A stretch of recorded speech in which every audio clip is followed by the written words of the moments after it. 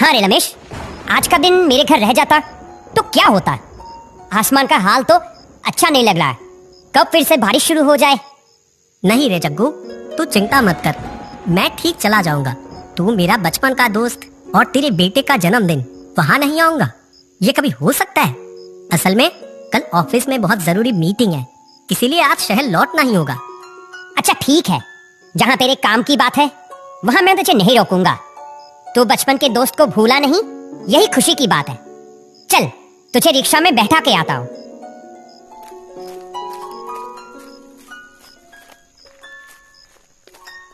जग्गू के घर से स्टेशन थोड़ी दूर है, उसके घर से रिक्शा से जाना पड़ता है स्टेशन। जग्गू, एक भी वैन या रिक्शा तो दिख ही नहीं रहा है रे। असल में यहाँ शाम के बाद ज्यादा कुछ मिलता नहीं है, ऊपर से ये बारिश भी तो है। अरे वो तो दीनू चाचा है। रुक रमेश, दीनू चाचा के रिक्शा से स्टेशन चला जाएगा। दीनू चाचा का रिक्शा उन लोगों के सामने आकर रुकता है। जग्गू दादा, आप यहाँ इस समय? दीनू चाचा, आपको तो बहुत दिनों बाद देखा। मैंने सुना था कि आप कुछ दिनों से कहीं गायब हो। नहीं, वैसा कुछ नहीं है। असल में मैं कुछ दिन यहाँ नहीं था। ओह अच्छा, चलो बढ़िया है। सुनो ना दीनू चाचा, आप बहुत सही समय पर आए हो आज। मेरा ये दोस्त शहर वापस जाएगा आज रात को। बहुत देर इंतजार करने पर भी रिक्शा नहीं मिल रहा था, इसे आप अपने रिक्शा से उस स्टेशन तक छोड़ दो ना। अगर किसी तरह आज की आखिरी ट्रेन मिल जाए। आसमान में वैसे भी बादल छा रहे हैं साहब, इस रात में आज ना जाते तो अच्छा होता। और उस स्टेशन पर तो रात को कितनी बार कहा कि आज मत जा, रुक जा, लेकिन कौन सुने किसकी बात। नहीं रे दोस्त, तुझे तो बताया ही। ठीक है दीनू चाचा, आप इसे थोड़ा स्टेशन पहुंचा दो। दीनू चाचा थोड़ा सोचकर बोलते हैं। ठीक है, बैठो।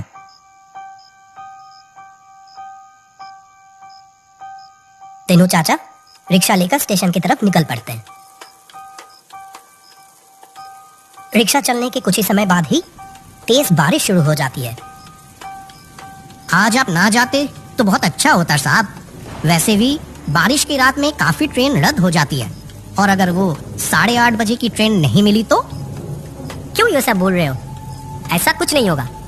आप एक काम करो, थोड़ा जल्दी रिक्शा चलाओ। वो स्टेशन रात में अच्छा नहीं है साहब। अच्छा नहीं है? ऐसा क्यों कह रहे हो? वो स्टेशन रात में अच्छा क्यों नहीं है? उस स्टेशन पर रात 12:05 पर मुर्दों की ट्रेन आती है। मतलब? आज से बहुत साल पहले दुर्घटना का शिकार हुई वो ट्रेन और उसके यात्री रात को उस समय लौट आते हैं। ठीक उसी समय ही क्यों लौट आते हैं? सुना है उसी समय ट्रेन का दुर्घटना हुआ था। उस ट्रेन में कोई एक बार चढ़ जाए तो वो जिंदा वापस नहीं आता साहब। वो ट्रेन उन्हें अपने साथ नर्क की दुनिया में ले जाती है। ये सब बनावटी कहानियां हैं। नहीं साहब, ये कोई बनावटी कहानी नहीं है। मैं खुद ही तो। ये क्या दीनू चाचा, रुक क्यों गए? रिक्शा का चेन गिर गया लगता है साहब। ओहो, जल्दी देखो, नहीं तो ट्रेन आज पक्का मिस हो जाएगी। दीनू चाचा रिक्शा का चेन ठीक करने लगता है। इस बारिश में उसे ठीक करते करते बहुत देर हो जाती है। उफ, ये तो बड़ी दिक्कत हो गई। सोचा था रात में शहर पहुंच जाऊंगा, वो तो हुआ नहीं। अब ट्रेन मिलेगी या नहीं पता नहीं। हो गया साहब, चलिए चलते हैं। हाँ चलो चलो, जल्दी चलो। रतनपुर स्टेशन के पास जब दीनू चाचा का रिक्शा आके रुकता है तब रात के 10 बजते हैं। देखिए, वैसे भी रात हो गई है, इसलिए। दीनू चाचा और कुछ बोलने जा रहा था, लेकिन रमेश दीनू चाचा को पैसे देकर स्टेशन की तरफ दौड़ पड़ता है।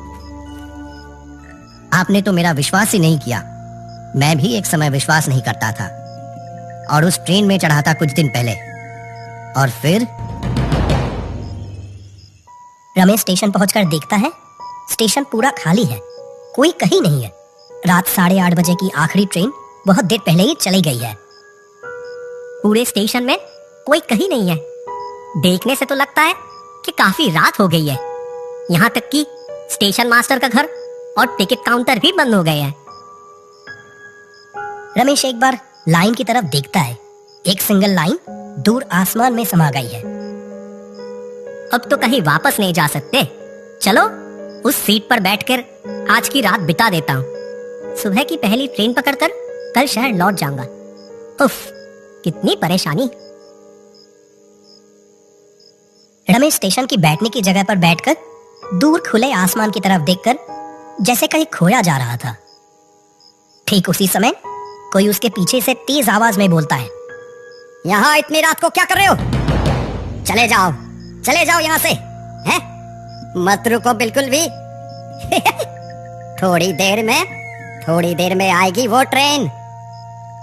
सुनसान जगह में अचानक ऐसी आवाज से रमेश थोड़ा चौंक जाता है।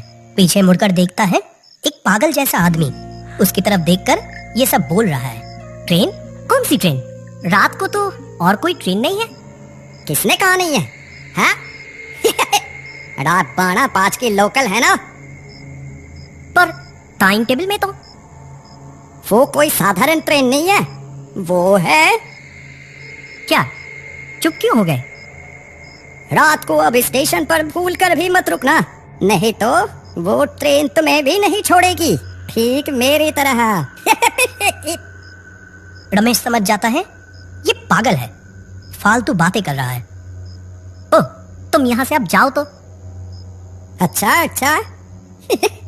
मैंने सावधान कर दिया, तुमने सुना नहीं, बाद में समझ आएगा। वो पागल जैसा आदमी ये बोलकर पल भर में अंधेरे में कहीं गायब हो जाता है। रमेश बेंच पर ही लेट जाता है। ठंडी हवा से कुछ ही समय में उसकी आंख लग जाती है। नींद खुलती है ट्रेन की हॉर्न से। धड़ाम से उठकर बैठ जाता है वो। रमेश देखता है वो रात 12:05 की लोकल ट्रेन हॉर्न देते हुए स्टेशन में आ रही है। इतनी रात को ट्रेन है तो वो पागल क्या? धीरे धीरे स्टेशन में आकर रुक जाती है ट्रेन।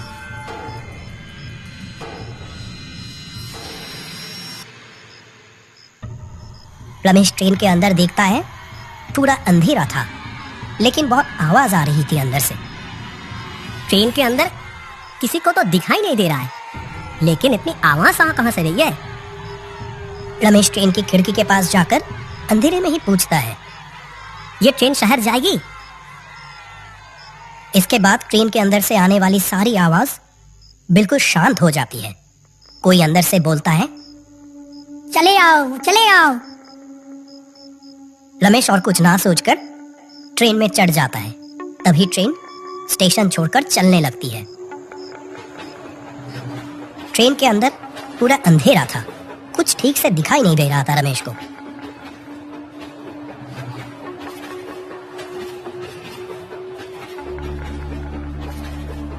फिर एक आवाज सुनाई देता है रमेश के कान में, जिंदा लग रहा है?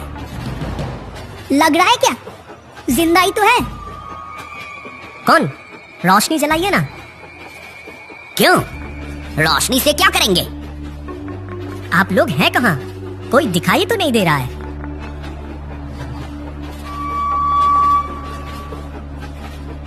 हमें देखना चाहते हैं क्या? रुकिए, दिखाते हैं।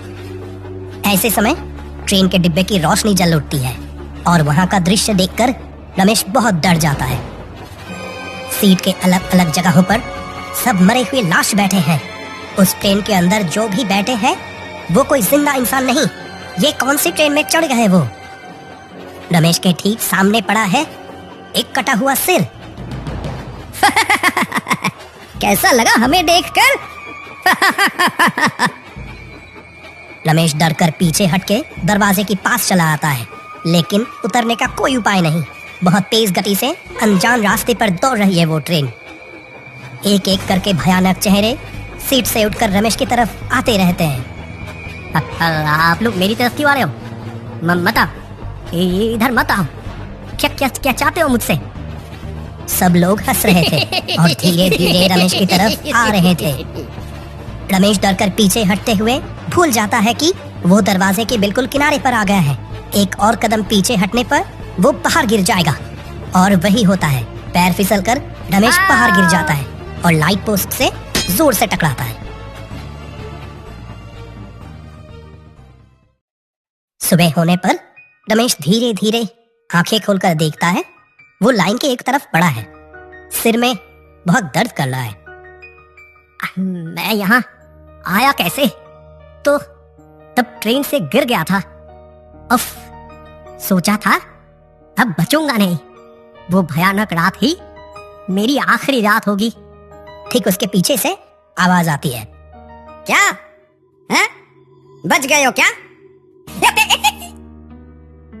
ये क्या, तुम यहाँ कैसे आए? कहा था ना उस भूतिया ट्रेन में मत चढ़ना। तुमने सुना नहीं? उस ट्रेन में चढ़ने से मेरी तरह मरना पड़ता है। क्या फालतू बके जा रहे हो? मैं भला मरने क्यों चाहूंगा? वो पागल आदमी और कुछ नहीं बोलता है, सिर्फ उंगली उठाकर लाइन की तरफ इशारा करता है। रमेश देखता है उसका मरा हुआ शरीर लाइन के एक तरफ पड़ा है। सिर से खून बहकर फैल रहा है। हाँ,